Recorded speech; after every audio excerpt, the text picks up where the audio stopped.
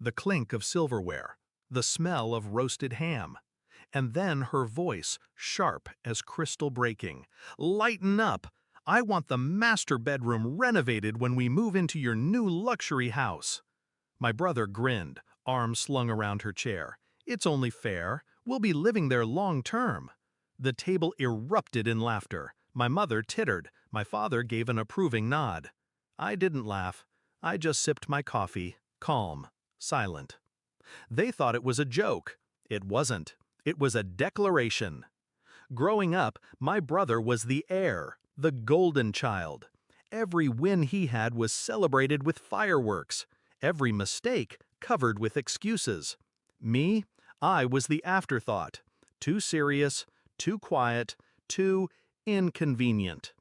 When he crashed his car, they gave him another. When I graduated with honors, they barely showed up. But I loved them anyway. I thought maybe, someday, they'd see me. They never did. The betrayal wasn't one moment. It was years stacked like bricks until they formed a wall.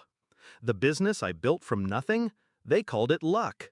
The house I bought with my own hands, they called it family property. And now, my brother and his fiancée had the audacity to claim the master bedroom. At my table, in front of me. They thought I'd roll over. They forgot I don't play the fool. I didn't argue at brunch. I didn't remind them whose name was on the deed. I simply smiled, nodded, and served dessert. Because I already had a plan. My brother was careless with secrets. Always had been.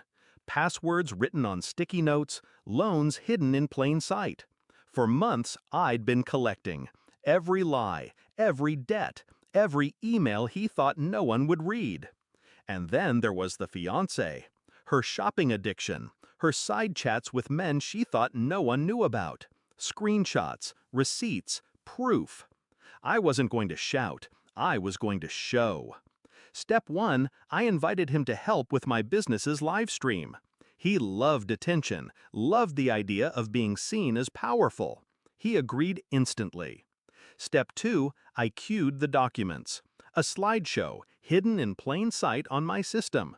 All I had to do was click once. Step 3, I waited. 24 hours after brunch, my phone rang. My mother, hysterical. "Dear God, Max, what is he reading on camera?"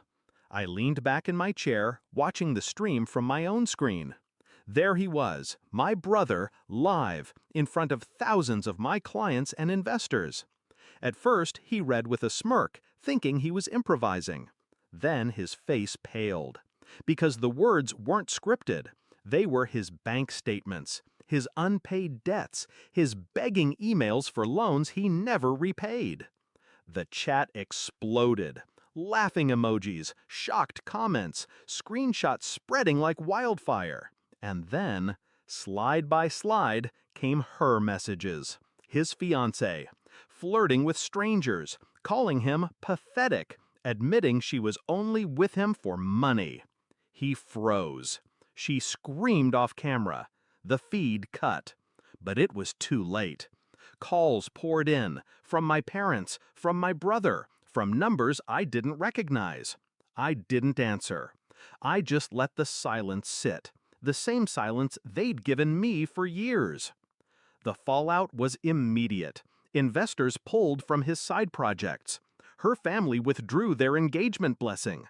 My parents, for once, had no defense. The golden child was tarnished, live on camera.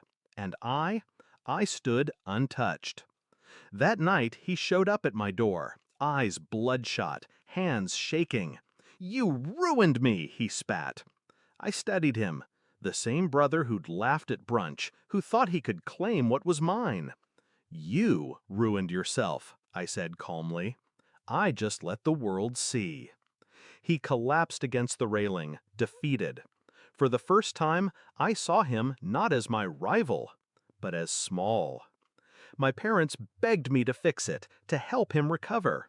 I reminded them of the brunch table, of the laughter. And then I reminded them of one truth. I owe them nothing. In the weeks that followed, the balance shifted. My business thrived. Clients admired my transparency.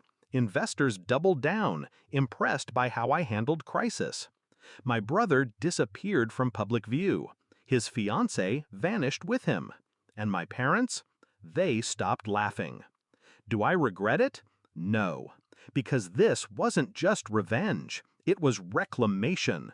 For every birthday they forgot, for every achievement they dismissed, for every time they told me to be more like him, I wasn't the shadow anymore.